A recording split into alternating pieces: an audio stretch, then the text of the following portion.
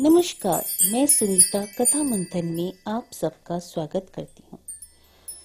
कथा मंथन में आज सुनिए प्रेमचंद्र जी द्वारा रचित कहानी मिस पद्मा। कानून में अच्छी सफलता प्राप्त कर लेने के बाद मिस पद्मा को एक नया ही अनुभव हुआ। वह था जीवन का सूनापन।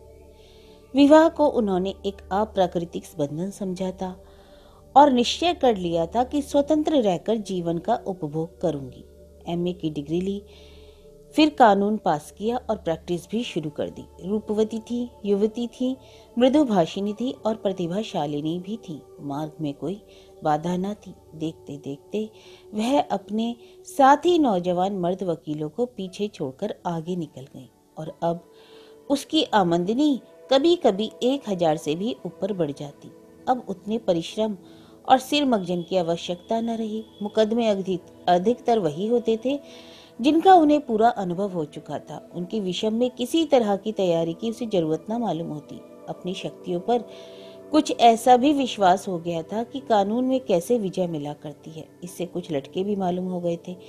इसलिए उसे अब बहुत अवकाश मिलता था और इसे वह किस्से कहानियां पढ़ने, सैर करने, सिनेमा देखने, मिलने मिलाने में खर्च करती। जीवन को सुखी बनाने के लिए किसी व्यसन की जरूरत को वह खूब समझती थी। उसने फूल और पौधे लगाने का व्यसन पाल लिया।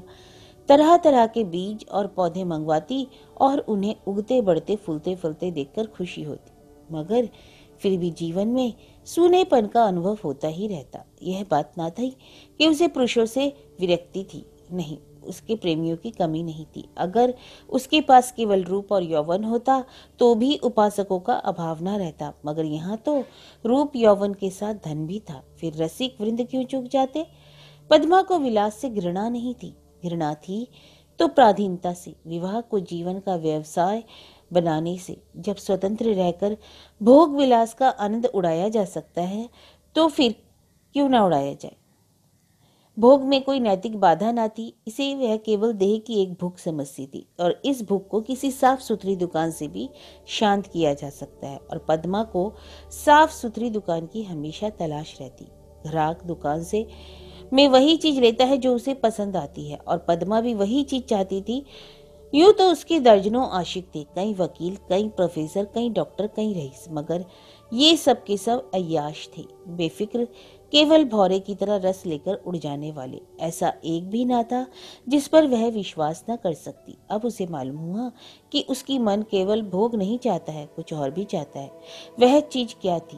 पूरा आत्मसमर्पण, और वह उसे ना मिलती थी।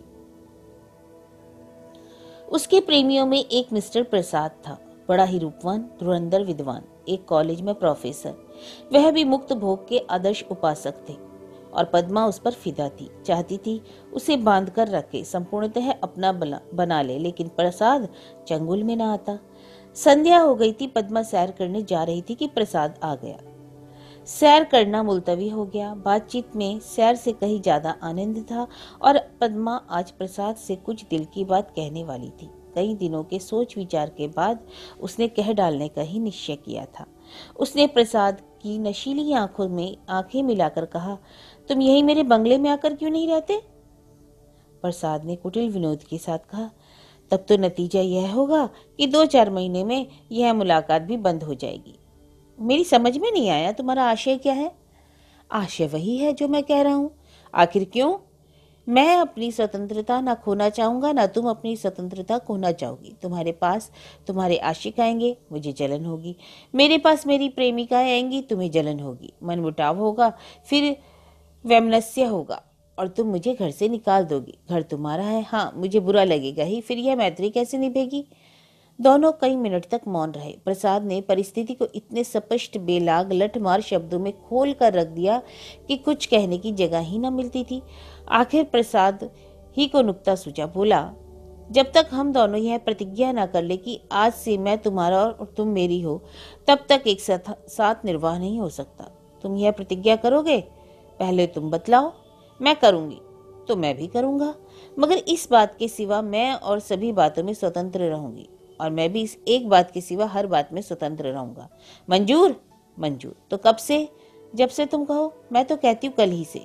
तय, लेकिन अगर तुमने इसके विरुद्ध आचरण किया तो, और तुमने किया तो तुम मुझे घर से निकाल सकती हो, लेकिन मैं तुम्हें क्या सजा दूंगा?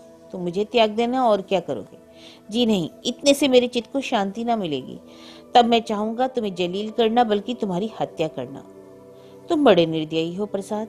जब तक हम दोनों स्वाधीन हैं, हमें किसी को कुछ कहने का हक नहीं, लेकिन एक बार प्रतिज्ञा में बंध जाने के बाद फिर ना मैं उसकी अवज्ञा सह सकूंगा, ना तुम सह सकोगी। तुम्हारे पास दंड का साधन है, मेरे पास नहीं है।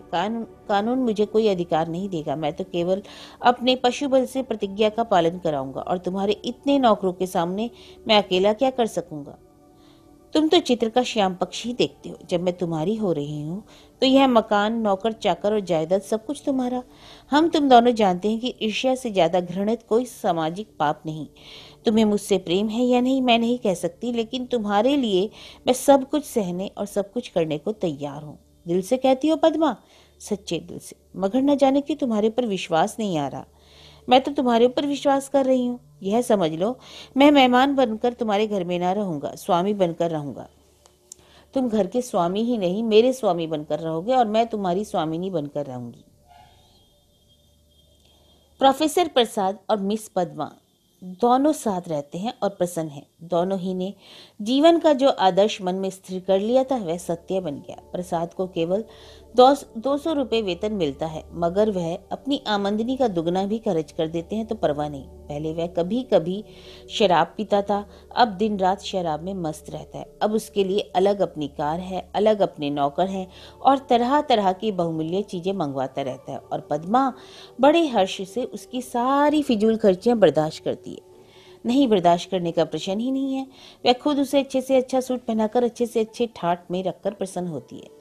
जैसी घड़ी इस वक्त प्रोफेसर प्रसाद के पास है, शहर के बड़े से बड़े रईस के पास ना होगी। और पद्मा जितना उससे दबती है, प्रसाद उतना ही उसे दबाता है। कभी कभी तो उसे नागवार भी लगता है, पर किसी अज्ञात कारण से अपने को उसके वश में पाती है। प्रसाद को जरा भी उदास या चिंतित देखकर उसका मन चंचल हो जाता है। उस पर आवाजें कसी जाती हैं, फब्तियां चुस्त की जाती हैं। जो उसके पुराने प्रेमी थे वह उसे जलाने और कुड़ाने का भी प्रयास करते हैं, पर वह प्रसाद के पास आते ही सब कुछ भूल जाती है। प्रसाद ने उस पर पूरा आधिपत्य पा लिया और उसे इसका ज्ञात पद्मा को उसके बारीक आंखों से पड़ा है और उसका आसन अच्छी तरह पा गया है। मगर जैसे राजनीति के क्षेत्र में अधिकतर दुरुपयोग की ओर जाता है, उसी तरह प्रेम के क्षेत्र में भी वह दुरुपयोग की ओर जाता है, और जो कमजोर है उसे तावान देना पड़ता है। आत्म अभिमानी पद्मा अब प्रसाद की लौंडी थी, और प्रसाद उसकी दुर्बलता का फायदा उठाने से क्यों चूकता? कील की पतली नोक चुभा ली थी और बड़ी कुशलता से उत्तरोत्तर उसे अंदर ठोकता जाता था, यहाँ तक कि उसने रात को देर से आना घर में शुरू कर दिया। पद्मा को अपने साथ ना ले जाता, उससे बहाना करता कि मेरे सिर में दर्द है, और जब पद्मा घूमने जाती तो अपनी कार निकाल लेता और उड़ जाता। 2 साल गुजर गए और पद्मा को गर्भ था। वह स्थूल भी हो चली थी। उसके रूप में पहली किसी नवीनता और मादकता न रह गई थी। वह घर की मुर्गी थी, साग बराबर। एक दिन इसी तरह पद्मा लौट कर आई तो प्रसाद गायब। झुंझला उठी। इधर कई दिन से वह प्रसाद का रंग बदला हुआ देख रही थी। आज उसने कुछ स्पष्ट बातें कहने का साहस बटोरा। 10 बज गए, 11 बज गए, 12 बज गए। पद्मा उसके इंतजार में बैठी थी। भोजन ठंडा हो रहा था। नौकर जाकर सो गए। वह बार बार उठती, फाटक पर जाकर नजर दौड़ाती। 1 बजे के करीब प्रसाद आए। पद्मा ने साहस तो बहुत बटोरा था, पर प्रसाद के सामने जाते ही उसे इतनी कमजोरी मालूम हुई कि फिर भी उसने जरा कड़े स्वर में पूछा, आज इतनी रात तक कहाँ थे? कुछ खबर थी? कितनी रात हो गई? प्रसाद को वह इस वक्त असुंदरता की मूर्ति सी लगी। वह एक विद्यालय की छात्रा के साथ सिनेमा देखने गया था।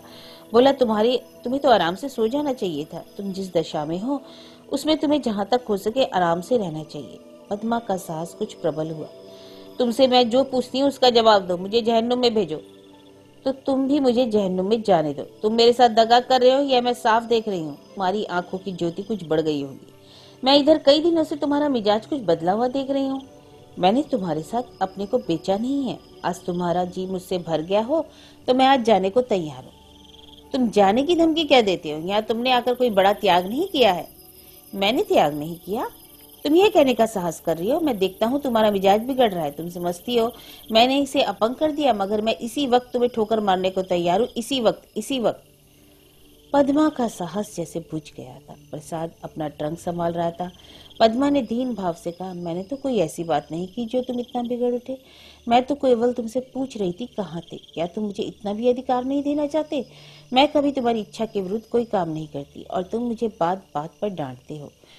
तुम्हें मुझ पर जरा भी दया नहीं आती? मैंने तुमसे कुछ भी तो सहानुभूति चाहिए। मैं तुम्हारे लिए क्या कुछ करने को तैयार नहीं हूँ और आज मेरी दशा हुई है और तुम मुझसे आंखें फेर रहे हो। उसका कंठ रूंध गया और मेज पर सिर रखकर फूट फूट कर रोने लगी। प्रसाद ने बुरी तरह से उस पर विजय पा ली थी। पद्मा के लिए मातृत्व अब बड़ा ही अप्रिय प्रसंग था। उस पर एक चिंता मंडराती रहती। कभी कभी तो वह भय से कांप उठती और पछताती। प्रसाद की निरंकुशता दिन पर दिन बढ़ती जाती थी। क्या करे क्या ना करे, गर्भ पूरा हो गया था। वह कोर्ट ना जाती थी, दिन भर अकेली बैठी रहती। प्रसाद संध्या समय आते, चाय वाय पीकर उड़ जाते तो 11-12 बजे के पहले ना लौटते। वह कहाँ जाते हैं यह भी उससे छिपा ना था। प्रसाद को जैसे उसकी सूरत से नफरत थी। पूर्ण गर्भ, पीला मुख, चिंतित, सशंक, उदास। फिर भी वह प्रसाद को श्रृंगार और आभूषणों से बांधने की चेष्टा से बाज न आती। मगर वह जितना प्रयास करती उतना ही प्रसाद का मन उसकी ओर से फिरता। इस अवस्था में श्रृंगार उसे और भद्दा लगता। प्रसव वेदना हो रही थी, प्रसाद का पता नहीं था। नर्स मौजूद थी, लेडी डॉक्टर मौजूद थी, मगर प्रसाद का ना रहना पद्मा की प्रसव वेदना की ओर को और भी दारुण बना रहा था। बालक को गोद देखकर उसका कलेजा फूल उठा, मगर फिर प्रसाद को सामने ना पाकर उसने बालक की ओर से मुंह फेर लिया। मीठे फल से जैसे कीड़े पड़ गए हैं। 5 दिन सौर ग्रह में काटने के बाद जैसे पद्मा जेल खाने से निकली, नंगी तलवार बनी हुई माता बनकर वह अपने में एक अद्भुत शक्ति का अनुभव कर रही थी। उसने चपरासी को चेक देकर बैंक भेजा। प्रसव संबंधी कई बिल अदा करने थे। चपरासी खाली हाथ लौट आया। पद्मा ने पूछा, रुपए? बैंक के बाबू ने कहा, रुपए सब प्रसाद बाबू निकाल ले गए। पद्मा को गोली लग गई। 20,000 रुपए प्राणों की तरह संचित कर रखे थे इसी शिशु के लिए। हाय! सौर से निकलने पर मालूम हुआ प्रसाद विद्यालय की एक बालिका को लेकर इंग्लैंड की सैर करने चले गए। झल्लाई हुई घर में आई, प्रसाद की तस्वीर उठाकर जमीन पर पटक दी और उसे अपने पैरों से कुचला। उसका जितना सामान था उसे जमा करके दिया सलाई लगा दी और उसके नाम पर थूक दिया। 1 महीना बीत गया। पद्मा अपने बंगले के फाटक पर शिशु को गोद में लिए खड़ी थी। उसका क्रोध अब शोकमय निराशा बन चुका था। बालक पर कभी दया आती, कभी प्यार आता और कभी घृणा। उसने सड़क पर देखा, एक यूरोपियन लेडी अपने पति के साथ अपने बालक को बच्चों की गाड़ी में बिठाए लिए चली जा रही थी। उसने हसरत भरी आंखों से उस खुशनसीब जोड़े को देखा और उसकी आंखें सजल हो गई।